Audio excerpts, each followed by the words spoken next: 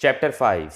आपने कभी रॉबिनहुड के बारे में सुना है? रॉबिनहुड को लोग एक हीरो मानते थे क्योंकि वो अमीरों से लूटता था और गरीबों को देता था। रॉबिनहुड को मरे हुए बहुत साल हो चुके हैं, लेकिन उसके फॉलोअर्स आज भी जिंदा हैं। आपको पता होगा कि आज के टाइम पे हम टैक्सेस कितने पे करते हैं, स्पेशली जो इनकम टैक्स है वो तो बहुत ही ज़्यादा है। अमेरिका और यूरोप में तो बहुत ही ज़्यादा है। मतलब अगर लोग 12 महीने काम करते हैं तो 4 से 5 महीने जो इनकम आती है वो गवर्नमेंट को जाती है। टैक्स का मतलब है वो पैसे जो आप गवर्नमेंट को दे रहे हो, फिर उससे वो गवर्नमेंट एम्प्लॉयज को पे करते हैं, जो फैसिलिटीज हैं वो प्रोवाइड करते हैं। रिच डैड रॉबर्ट को बताते हैं कि अमेरिका में पहले टैक्स नहीं होते थे। गवर्नमेंट कभी कभी टैक्स लेती थी, मतलब उस वक्त लेती थी जब जरूरत होती थी, लेकिन ये टैक्स कोई परमानेंट नहीं होते थे। 1913 में यूएसए में इनकम टैक्स परमानेंट हो गए और उसी रॉबिनहुड थ्योरी की वजह से हुआ। किसी भी कंट्री में ज्यादातर लोग हमेशा गरीब और मिडिल क्लास होते हैं, और जो अमीर होते हैं वो बहुत ही कम होते हैं। जब ये टैक्स वाला लॉ पास करना था तो गवर्नमेंट ने सबसे कहा कि ये टैक्स वाला लॉ सिर्फ अमीरों के लिए है। वो अमीरों से टैक्स लेंगे, उन्हें पनिश करेंगे और इससे सबको फैसिलिटीज दी जाएंगी। अब मेजोरिटी ने इस लॉ के लिए वोट कर दिया क्योंकि उन्हें लगा कि ये लॉ अमीरों के लिए है और जो पुअर और मिडिल क्लास हैं उन्हें इससे फायदा होगा। एक बार गवर्नमेंट ने ये लॉ पास कर दिया, इसके बाद उनका लालच बढ़ गया और कुछ टाइम बाद उन्होंने ये इनकम टैक्स पूरी पॉपुलेशन पे लगा दिया। आज लोग जितना ज्यादा कमाते हैं उतना ज्यादा उन्हें टैक्स पे करना पड़ता है। अब पुअर और मिडिल क्लास ये कहते हैं कि रिच लोगों को ज्यादा टैक्सेस पे करने चाहिए, लेकिन रिच ज्यादा टैक्स पे नहीं करते। और ऐसा नहीं कि कुछ इलीगल कर रहे हैं, वो लीगली कम टैक्स पे करते हैं। कुछ टाइम पहले मैंने पढ़ा था कि बिलियनर वॉरेन बफेट अपनी सेक्रेटरी से भी कम टैक्स पे करते हैं। वो ऐसा इसलिए कर पाते हैं क्योंकि वो लॉस का फायदा उठाते हैं। ऐसे कई सारे लॉज हैं जिनमें कम टैक्स पे करने के लिए बहुत सी अपॉर्चुनिटीज हैं। जैसे एक ये है कि कॉरपोरेशन, मतलब जो कंपनीज होती हैं, उनमें इनकम टैक्स का रेट बहुत ही कम होता है। बहुत से लोगों को ऐसा लगता है कि कंपनी मतलब कोई बहुत बड़ी बिल्डिंग या कोई बहुत बड़ा बिजनेस, लेकिन ऐसा कुछ नहीं है। कंपनी और कुछ नहीं, बस एक लीगल डॉक्यूमेंट होता है। बहुत से बिजनेसेस ऐसे भी होते हैं जिन्हें कंपनीज नहीं कह सकते क्योंकि उनके पास वो लीगल डॉक्यूमेंट नहीं होता। रिच लोग कॉरपोरेशन की पावर को यूज करते हैं और कम टैक्सेस पे करते हैं। अब ये कॉरपोरेशन और टैक्सेस का टॉपिक बहुत ही बड़ा है। इस बुक में ऑथर ने ये नहीं बताया कि आप कैसे कॉरपोरेशन बना सकते हो। यहाँ पे पर्पस सिर्फ ये बताना है कि आपको ऐसे टैक्सेस पे नहीं करने, आपको लॉस का फायदा उठाना है, फाइनेंशियली लिटरेट बनना है ताकि आप कम टैक्सेस पे करो। रिच डैड के पास बहुत से लॉयर्स भी होते थे जिन्हें वो काफी पे करते थे और वो लॉयर्स उनकी हेल्प करते थे। आप भी लॉयर्स से कंसल्ट करें, इस टॉपिक को थोड़ा स्टडी करें। ऑथर ने इसके लिए एक बुक भी सजेस्ट की है जिसका नाम है इनकॉर्पोरेट एंड ग्रो रिच। इस बुक में आपको टैक्सेस और कॉरपोरेशन के बारे में काफी कुछ सीखने को मिलेगा। बस ये याद रखना कि आपको लॉस का फायदा उठाना है और कम टैक्सेस पे करने हैं। इसके लिए आपको थोड़ी स्टडी करनी होगी, एफर्ट करनी होगी, लेकिन फिर इससे आपके पैसे भी बचेंगे और फिर उन पैसों से आप एसेट्स बाय कर पाओगे। चैप्टर 6। इस चैप्टर के स्टार्ट में ऑथर ने दो स्टोरीज बताई हैं। सबसे पहली है अलेक्जेंडर ग्राहम बेल के बारे में। ये वो इंसान है जिसने सबसे पहले टेलीफोन इन्वेंट किया था। जब अलेक्जेंडर ने टेलीफोन इन्वेंट किया तो उसकी बहुत ज्यादा डिमांड थी। इतनी डिमांड थी कि वो संभाल नहीं पा रहे थे। उन्होंने इसके लिए पेटेंट भी खरीद लिया था। मतलब ये कि कुछ सालों तक उनके अलावा और कोई भी इसे बना के सेल नहीं कर सकता था, जिसकी वजह से इस टेलीफोन की डिमांड बहुत ज्यादा हो गई थी और वो इसे संभाल नहीं पा रहे थे।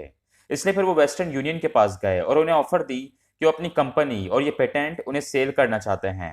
इसके लिए उन्होंने $100,000 मांगे। वेस्टर्न यूनियन ने कहा कि ये प्राइस बहुत ज्यादा है और उन्हें मना कर दिया।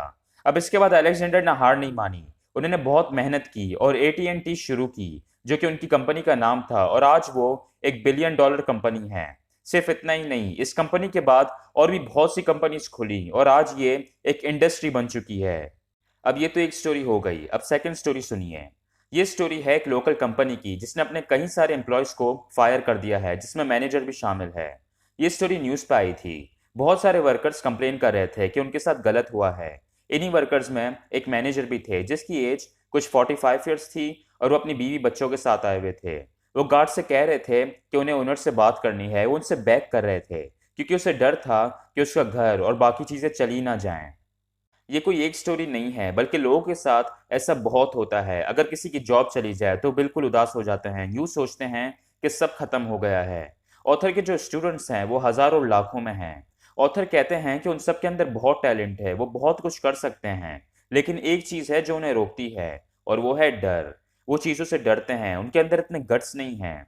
बहुत से लोगों के पास नॉलेज होती है, उन्हें पता होता है कि उन्हें क्या करना है, क्या स्टेप लेना है, लेकिन फिर भी वो एक्शन नहीं लेते क्योंकि उनके अंदर इतनी हिम्मत नहीं है। उन्हें डर होता है कि अगर उन्होंने ये इन्वेस्टमेंट कर ली तो उनके पैसे ना डूब जाएं या कोई और मसला ना हो जाए। ये बात हमेशा याद रखना कि जब आप इन्वेस्टमेंट्स करते हो और अगर आप अमीर बनना चाहते हो तो आपके बहुत से पैसे डूबेंगे, आपको बहुत सी जगहों पर नुकसान होगा।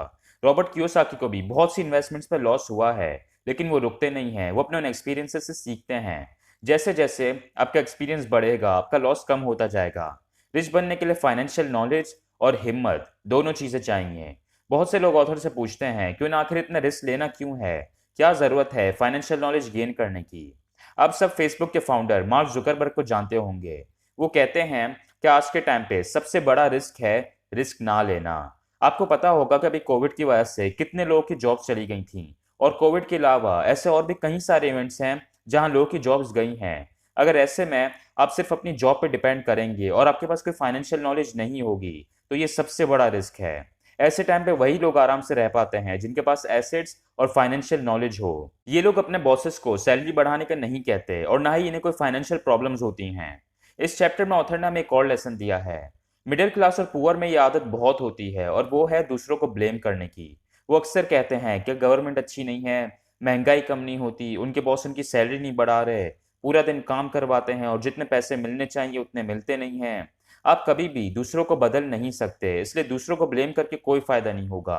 अगर आप खुद रिस्पॉन्सिबिलिटी लोगे तो वो ज़्यादा अच्छा होगा, क्योंकि इंसान खुद को बदल सकता है।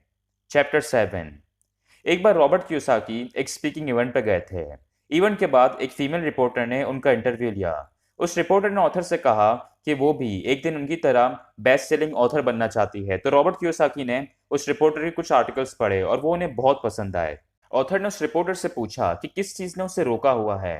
तो रिपोर्टर ने कहा कि पता नहीं, सबको मेरे आर्टिकल्स बहुत पसंद आते हैं बट कुछ हो नहीं रहा। फिर रिपोर्टर ने रॉबर्ट कियोसाकी से एडवाइस मांगी। तो ऑथर ने रिपोर्टर से कहा कि उसे कुछ सेल्स ट्रेनिंग कोर्स लेने चाहिए। ये सुनकर रिपोर्टर को गुस्सा आया और उसने रॉबर्ट कियोसाकी से कहा कि मेरे पास एक मास्टर्स डिग्री है, मैं एक प्रोफेशनल हूँ, और आप चाहते हैं कि मैं एक सेल्समैन बन जाऊं। तो ऑथर ने अपनी बेस्ट सेलिंग बुक उठाई और कहा, ये देखो, ये एक बेस्ट सेलिंग बुक है, ना कि बेस्ट राइटिंग बुक। अब ये तो एक एग्जाम्पल है। ऑथर ने ऐसे लोग अपनी लाइफ में बहुत देखे हैं और हम लोग भी अक्सर देखते हैं। इन लोगों के पास बहुत टैलेंट होता है लेकिन ये ज़्यादा आगे नहीं बढ़ पाते, ज़्यादा रिच नहीं बन पाते। राइटर्स, डॉक्टर्स, पेंटर्स, इवन जो मैकेनिक्स हैं उनमें भी बहुत टैलेंट होता है, लेकिन ये ज़्यादा रिच इसलिए नहीं बन पाते क्योंकि वो उन स्किल्स को नहीं सीखते जो इन्हें सीखनी चाहिए। आपने कभी मैकडोनल्ड्स का बर्गर खाया है? चांसेस हैं कि आपने खाया हो।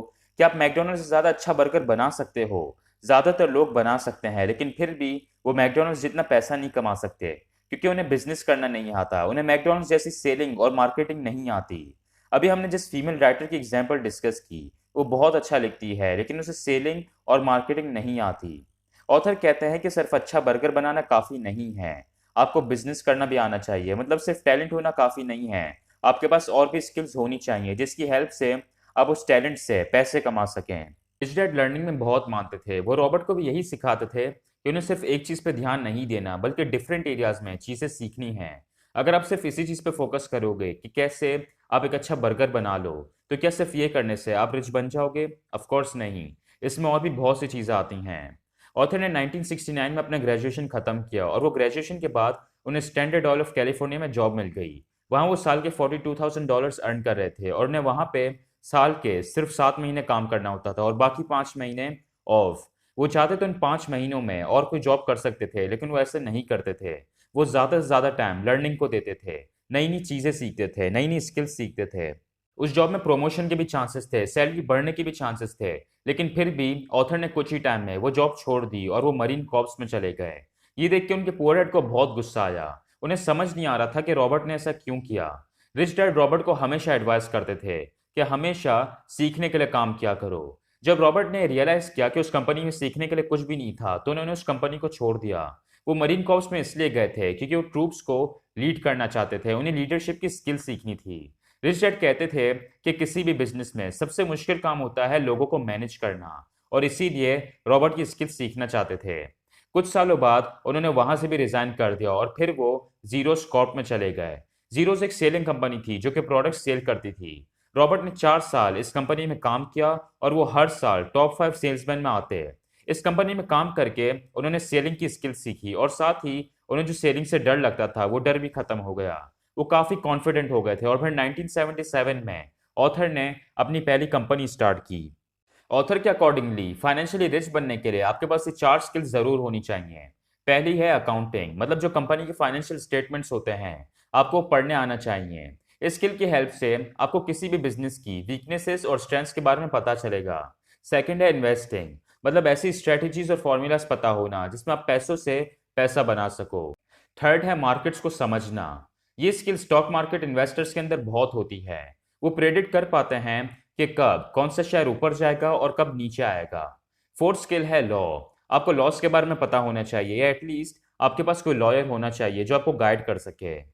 आपके लिए यहाँ पे एक और एडवाइस है कि आप अपनी लाइफ को ठीक से देखें, लॉन्ग टर्म सोचें। ये सोचें कि आपको आगे क्या करना है और इसके लिए आपको कौन कौन सी स्किल्स की नीड होगी, और फिर उन स्किल्स को सीखें। अगर आपको ऐसी और भी डिटेल्ड बुक समरीज चाहिए तो मेरे चैनल को सब्सक्राइब करें और बेल आइकन को प्रेस करें। Thank you.